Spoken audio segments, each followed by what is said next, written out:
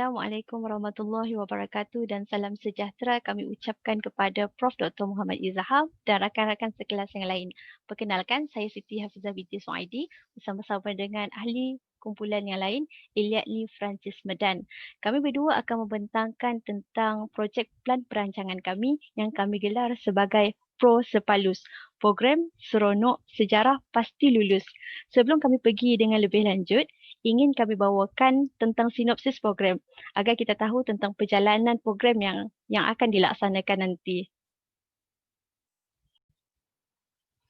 Projek Prospalus ini merupakan anjuran daripada SMK Sebuyau yang terletak di Sarawak pada selama 3 hari 2 malam pada 16 sehinggalah 18 Oktober 2020.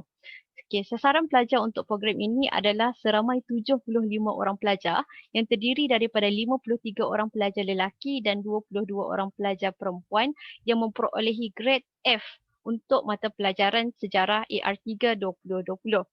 Okay, program ini mengaplikasikan pembelajaran secara kooperatif, iaitu program ini dilaksanakan secara perbincangan, latihan terancang dan juga kemahiran menjawab soalan. Yang mana fokus kurikulum untuk program ini menekankan subtopik fokus SPM 2020 untuk tingkatan 4 dan tingkatan 5. Sebanyak 8 slot program tidak termasuk 2 bengkel secara berkumpulan sepanjang program ini. Yang mana dalam projek ini kami rangkumkan 3 elemen ini, yang mana yang pertama adalah pengetahuan dan konektif, kemahiran dan juga sikap ataupun nilai. Dan yang terakhir, program ini dilaksanakan dilihat mampu untuk mencungkil kelebihan diri individu ataupun pelajar untuk terus maju dalam pembelajaran mereka serta memberi kesedaran kepada pelajar supaya tidak melupakan jasa dan ibu ayah mereka. Aktiviti riadah turut dijalankan untuk menghilangkan tekanan para pelajar dalam pembelajaran mereka. Ini merupakan rational project yang membawa tercetusnya kepada projek Prosepalus ini dalam plan perancangan kami. Yang mana sebab yang pertama adalah sejarah merupakan mata pelajaran teras wajib lulus untuk SPM sejak tahun 2013. Yang kedua, berdasarkan kepada dapatan lulus sejarah TOV 2020 menunjukkan bahawa berlaku peningkatan bilangan murid tidak mencapai tahap minimum lulus berbanding dengan tahun sebelumnya, yakni 2019. Dan yang ketiga, keputusan AR3 SMK Sebuyau menunjukkan bahawa masih ramai dalam kalangan pelajar tidak menguasai subjek teras sejarah yang diajar. Boleh kita lihat di sini, statistik menunjukkan hanya 46% daripada jumlah pelajar SPM yang lulus dan layak sijil. Manakala 54% lagi, seramai 75 orang ini tidak lulus dalam mata pelajaran sejarah. Seterusnya, ini merupakan data analisis peperiksaan AR3 mata pelajaran sejarah SPM pada tahun 2020 SMK Sebuyau. Yang mana boleh kita lihat di sini, hanya 64 orang yang lulus, yang mana mereka layak sijil berbanding dengan 75 orang yang tidak layak sijil. Dan melalui program ini, diharap jumlah ini dapat dikurangkan. Untuk misi dan visi pula, kami pecahkan kepada 2 bahagian, yang mana visi-misi sekolah dan juga misi-visi program. Untuk misi-visi sekolah, visinya adalah pendidikan berkualiti insan terdidik negara sejahtera, manakala misinya melestarikan sistem pendidikan yang berkualiti untuk membangunkan potensi individu bagi memenuhi aspirasi negara. Manakala spesifik kepada program, visi program ini adalah untuk meningkatkan prestasi akademik layak sijil SPM SMK Sebuyau, yang mana sekurang-kurangnya sebanyak 3% daripada peratusan SPM 2019, 89.51%. Dan untuk misinya adalah meningkatkan pencapaian keputusan AR3 sekurang-kurangnya 65 orang lulus dalam peperiksaan mata pelajaran SPM 2020.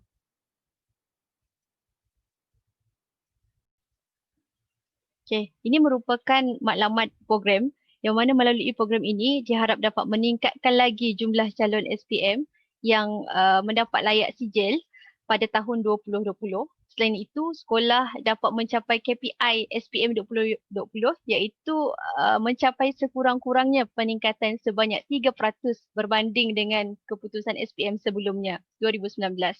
Okey, kami mereka bentuk projek mengikut objektif yang ingin kami capai. Yang mana terdapat 8 objektif projek mengikut slot.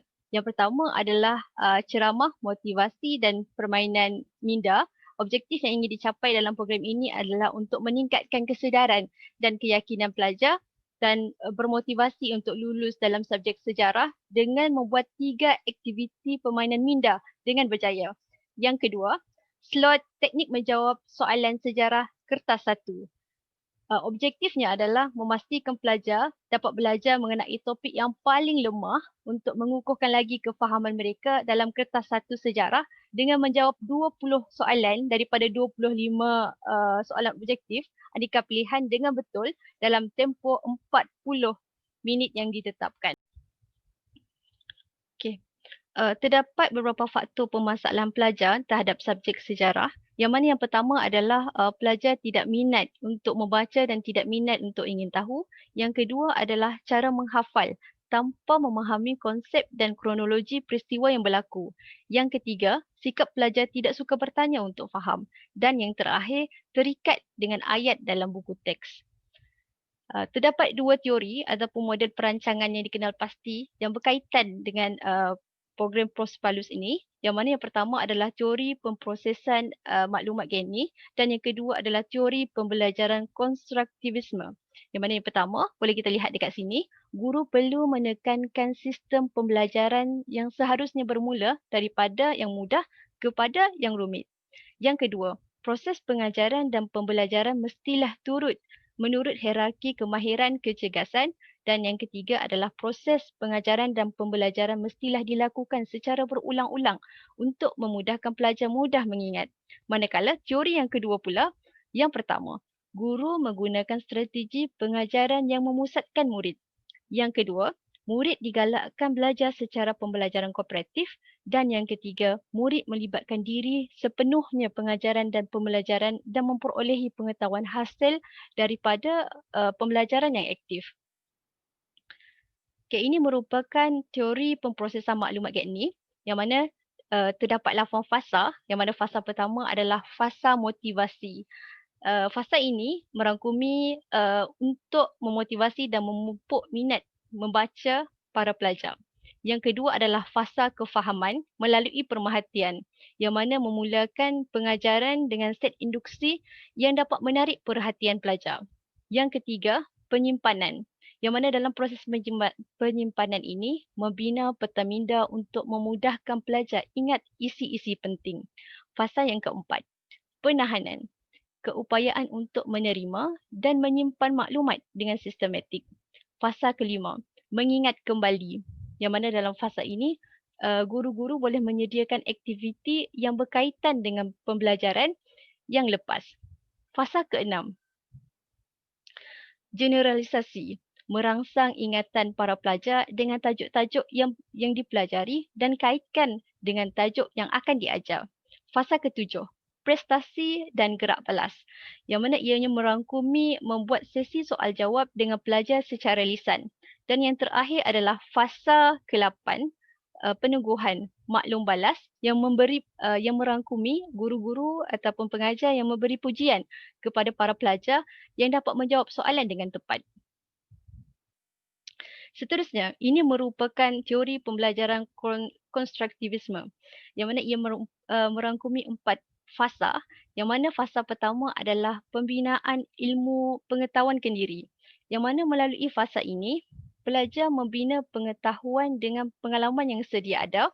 Yang kedua, penggunaan bahan bantuan mengajar yang mana ianya merangkumi carta, peta minda, poster, slide dan video. Yang ketiga, penglibatan secara aktif. Pelajar membuat pembentangan secara berkumpulan sebagai contoh soal jawab pelajar dan guru. Dan yang terakhir adalah strategi pembelajaran secara kooperatif. Strategi pembelajaran yang mana secara kooperatif pelajar dapat berkongsi idea dengan rakan mereka. Poin seterusnya saya akan serahkan kepada rakan kumpulan saya. Terima kasih pada sahabat saya, Cik Siti Hafizah di atas pembentangan beliau. Nama saya Eliani Francis Medan. Saya akan menyambung pembentangan bagi kumpulan kami. Seperti yang kita ambil maklum, tajuk tugasan kumpulan kami ialah Program Seronok Sejarah Pasti Lulus ataupun Prosipalus. Jadi pelaksana kepada Prosipalus ini ialah SMK Subuyau. Seperti yang kita lihat dalam skrin, Ahli Jawatankuasa Induk Peringkat Sekolah SMK Subuyau untuk Prosipalus terdiri daripada penasihat iaitu Pengetua SMK Subuyau sendiri, Encik Selamat bin Makosen. Pengurusi Prosipalus pula ialah Encik Muhammad Soleh bin Ismail iaitu Penolong Kanan Pentadbiran SMK Subuyau, dibantu oleh Encik Abu Bakar bin Tassah sebagai Timbalan Pengurusi. Setiausaha untuk Prosipalus ialah Ketua Bidang Kemanusiaan iaitu Puan Radihana Janggut. Bendahari Prosipalus pula ialah Cik Siti Nurbayah binti Burhan iaitu Ketua Penetia Sabit Sejarah. Pelaras Prosipalus kali ini ialah Puan Nomi Anak Ringka iaitu salah seorang guru sejarah tingkatan 5 SMK Subuyau dan beliau dibantu oleh 4 orang lagi guru sejarah SMK Subuyau. Seterusnya kita sama-sama melihat kepada tentatif program. Untuk program Prosipalus mengambil masa selama 3 hari 2 malam bertarikh pada 16 Oktober sehingga 18 Oktober iaitu Jumaat sehingga Ahad. Jadi pada hari pertama program bermula pada jam pukul 9 pagi di mana pendaftaran peserta diikuti oleh talimat dan pembahagian kumpulan. Dan seperti yang kita lihat dalam skrin, hari pertama 3 slot utama yang akan disampaikan iaitu slot pertama ialah ceramah motivasi dan permainan minda. Slot kedua ialah teknik menjawab soalan kertas 1 sejarah dan slot ketiga ialah santai minda dan riadah. Jadi untuk slot ketiga ni berfokus kepada aktiviti treasure hunt dan tentatif program untuk hari pertama dijangka tamat pada jam pukul 11 malam. Manakala untuk pada hari yang kedua iaitu Sabtu 17 Oktober tahun 2020, aktiviti bermula pada jam 5.30 di mana peserta akan mandi, solat subuh dan tazkirah. Dan dalam skrin ini kita dapat lihat terdapat 4 slot utama yang akan dilaksanakan, iaitu yang pertama ialah slot yang keempat teknik belajar, catat nota dan pengurusan masa. Diikuti dengan slot yang kelima iaitu teknik menjawab soalan kertas 2 sejarah. Kemudian berehat sebentar, makan tengah hari. Seterusnya pada jam 2.30 petang bermula dengan slot 6 iaitu teknik menjawab soalan kertas 3 sejarah. Slot 7 pula ialah santai minda dan riadah, berfokus kepada aktiviti team building. Dan kita lihat pada jam 11 malam, pukul 8.30 malam terdapat bengkel kumpulan 2, diikuti kudapan dan lelap mata ataupun masa untuk tidur pada jam pukul 10.30 malam. Dan pada hari yang terakhir iaitu hari yang ketiga, hari Ahad, 18 Oktober tahun 2020, seperti biasa program akan bermula pada jam 5.30, dimulakan dengan mandi, solat subuh dan tazkirah. Kemudian ada senaman Zumba iaitu Malaysia Cergas dan diikuti dengan sarapan pagi. Dan slot yang terakhir iaitu slot 8 iaitu pembentangan tugasan kumpulan di mana 75 orang peserta tersebut dibagi kepada 10 kumpulan dan diberi tugasan yang perlu mereka laksanakan. Dan pada hari yang terakhir iaitu hari ketiga, setiap kumpulan perlu membentang tugasan kumpulan mereka. Diikuti selepas minum pagi ialah rumusan dan penilaian kem oleh peserta, kemudian pembersihan kawasan dan pada jam pukul 2 petang iaitu majlis penutupan dan penyampaian sijil. Jadi dalam majlis ini yang berhormat Menteri Muda Infrastruktur dan Pembangunan Pelabuhan Sarawak iaitu YB Julahi Narawi merangkap adun N27 Subuyau yang akan menjadi VIP jemputan kita dan semua ibu bapa pelajar yang terlibat juga dijemput untuk majlis penutupan dan penyampaian sijil ini. Dan program Prosipalus ini dijangka akan tamat pada jam pukul 4 petang. Seterusnya, mari kita sama-sama lihat kepada catagan pelaksanaan projek Prosipalus. Jadi mesyuarat penyelesaian pertama penganjuran program ini kita buat pada bulan Jun, dan pada bulan Jun itu juga kita mengenal pasti 75 orang pelajar yang bakal menyertai program ini berdasarkan keputusan EA1, EA2 dan EA3. Kemudian kita kenal pasti penceramah, kita menulis surat pada penceramah menjemput sebagai penceramah motivasi kepada program Persipalus pada bulan Julai. Dan pada bulan Ogos kita menulis surat permohonan kelulusan program beserta kertas kerja kepada Jabatan Pendidikan Negeri Sarawak. Mesyuarat penyelesaian kedua program ini kita laksanakan pada bulan Ogos, dan pada bulan September kita memaklumkan perancangan program ini kepada ibu bapa calon peserta melalui surat kebenaran menyertai program. Dan kita bulan September tersebut juga kita laksanakan kalimat kepada peserta program Persipalus ini. Dan Oktober pelaksanaan program Persipalus ini seperti yang kita maklum pada 16, 17 dan 18 Oktober, dan mesyuarat penilaian keberkesanan program ini dijangka akan dilaksanakan 14 hari ataupun ujung bulan Oktober tahun 2020. Mari kita sama-sama lihat pula kepada anggaran bajet untuk program Persipalus ini. Jadi untuk sumber kewangan kita telah memohon kepada beberapa pihak.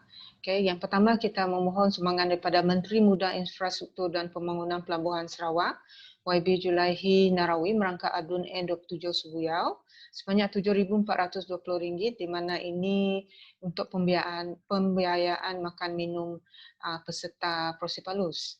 Diikuti dengan sumbangan PIBG SMK Sepuyau sebanyak RM1,760, di mana kita anggarkan untuk menaja makan minum majlis penutupan program Persipalus ini.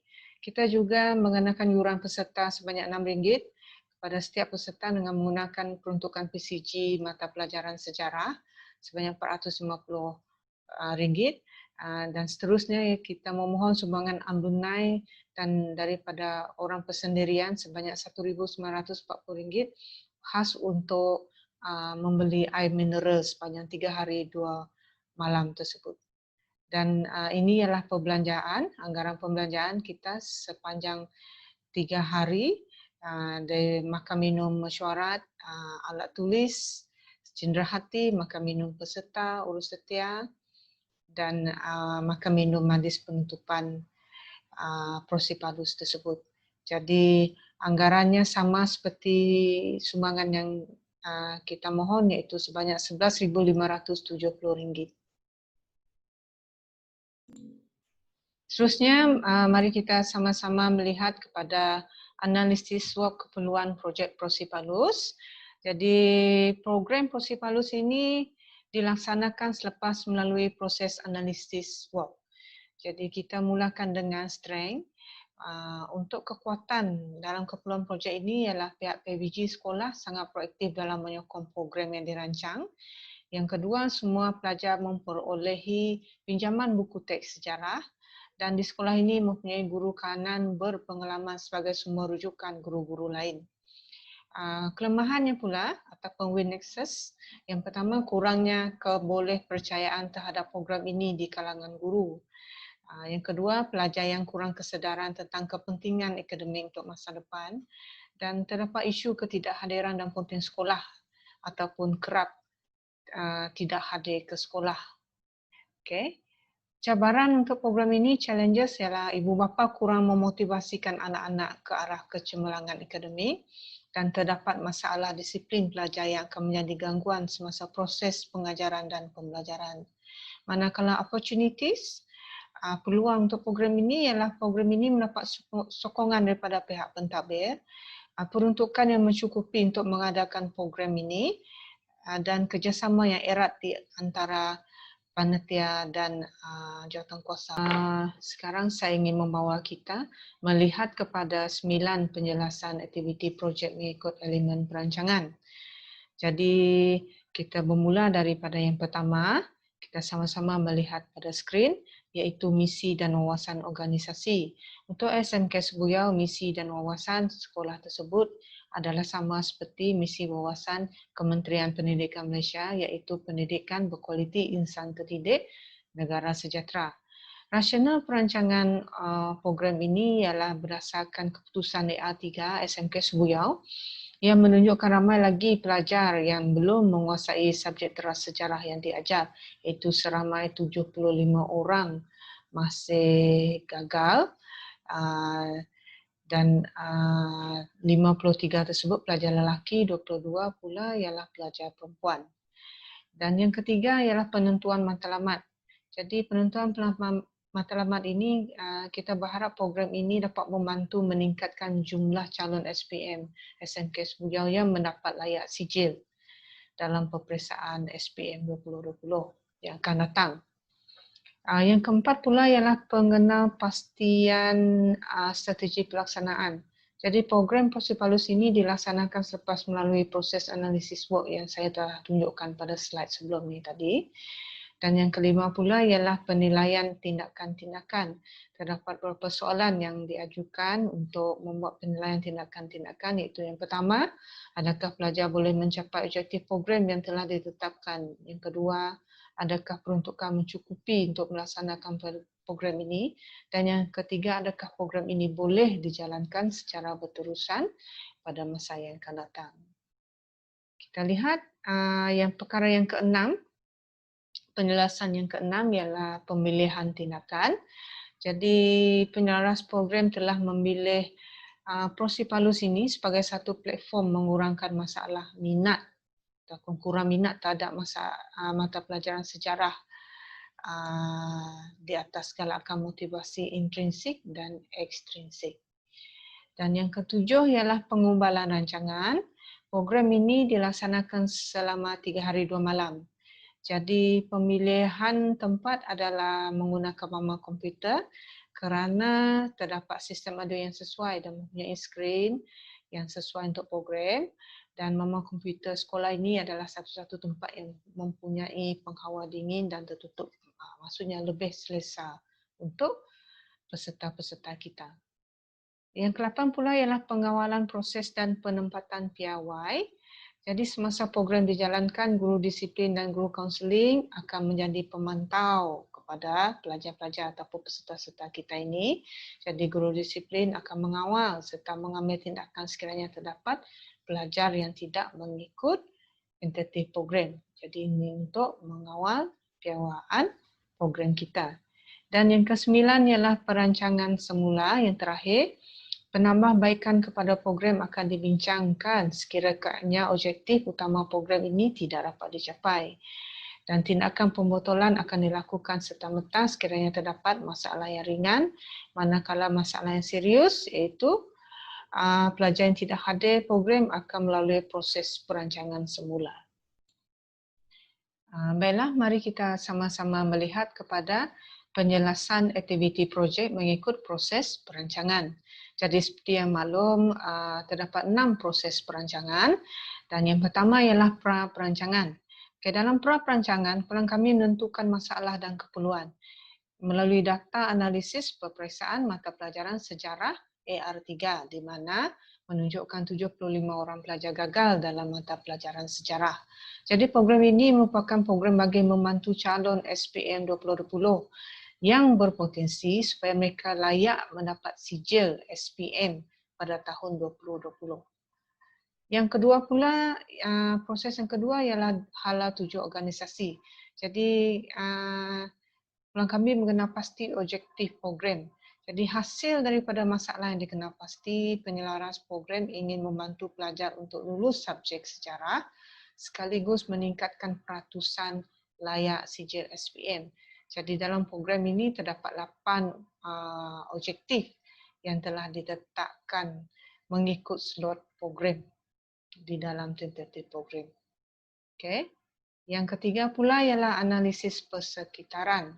Jadi dalam analisis persekitaran, pelan kami menjana program penyelesaian di mana penyelaras program akan merubuhkan jawatan kuasa induk untuk membuat keputusan program yang sesuai yang untuk dilaksanakan. Selain itu, keputusan dibuat berdasarkan persekitaran dalaman sekolah iaitu merujuk kepada bajet dan tenaga guru yang terlibat, manakala persekitaran luar sekolah merujuk kepada kemudahan sekolah yang sedia ada seperti penginapan dan tempat program yang dilaksanakan. Kita lihat pula kepada proses perancangan yang keempat, iaitu penyediaan pelan tindakan, di mana kita memilih reka bentuk program. Yang pertama, kita buat penyediaan kertas kerja. Dan kertas kerja ini dibentang kepada pengetua dan barisan pentadbir sekolah. Selepas mendapat kelulusan daripada pengetua, mesyuarat executive pelaksana dilaksanakan untuk memberi spesifikasi tugas kepada ahli jawatankuasa pelaksana. Kemudian kita mengenal pasti murid yang gagal mata pelajaran sejarah berdasarkan keputusan AR1, AR2 dan AR3. Data tersebut kita minta daripada guru mata pelajaran sejarah bagi proses ini. Kemudian mesyuarat bersama guru sejarah dijalankan untuk melihat perkembangan pelajar-pelajar yang telah disenaraikan. Kemudian kita laksanakan taklimat bersama peserta program Proses Palus ini. Dan proses yang kelima pula ialah pelaksanaan tindakan, iaitu kita melaksanakan reka bentuk program. Reka bentuk program merupakan panduan untuk melaksanakan program ini. Oleh itu, perancangan harus dilaksanakan dengan baik agar sesuatu objektif dapat dicapai. Reka bentuk program ini merujuk kepada tentatif program yang telah dirancang. Dan yang terakhir pula ialah penilaian prestasi, di mana kita perlu menilai program. Semasa program dilaksanakan, guru-guru sejarah dan guru kaunseling akan memantau perjalanan program. Dan selepas pelaksanaan program, penilaian program akan berbincang dengan guru kaunseling yang bertindak sebagai pemantau untuk melihat keberkesanan program. Dan dalam tentatif program juga kita ada membuat sesi penilaian program juga, ya. Dan program yang mencapai objektif akan diteruskan dengan mengadakan beberapa penambahbaikan. Manakala jika objektif program tidak tercapai, maka satu mesyuarat balon balas akan diadakan bersama dengan guru sejarah dan guru kaunseling untuk mengetahui sama ada penambahbaikan atau kesesuaian program ini dijalankan untuk masa yang akan datang. Kesimpulannya, dalam memastikan program ini dilaksanakan dengan berkesan dan mampu mencapai objektif yang ditetapkan, integrasi elemen perancangan amat penting. Kajian awal program melalui SWOT dilaksanakan bagi memastikan setiap kekuatan dan kelemahan program dikenal pasti dan diatasi.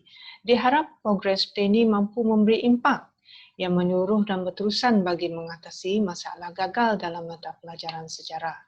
Komitmen semua pihak, iaitu pihak sekolah dan pihak ibu bapa, amat penting untuk memastikan program peningkatan prestasi akademik sejarah SPM 2020 melalui program Proses Palus ini berjaya diselaras dengan hasrat dunia pendidikan ingin merealisasikan kemenjadian murid sebagai insan yang berpendidikan.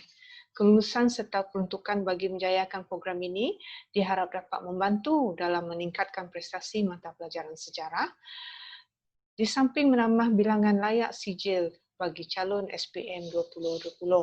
Sesungguhnya, segala perancangan, pengurusan dan pentadbiran yang teliti juga merupakan sandaran kepada kejayaan program ini.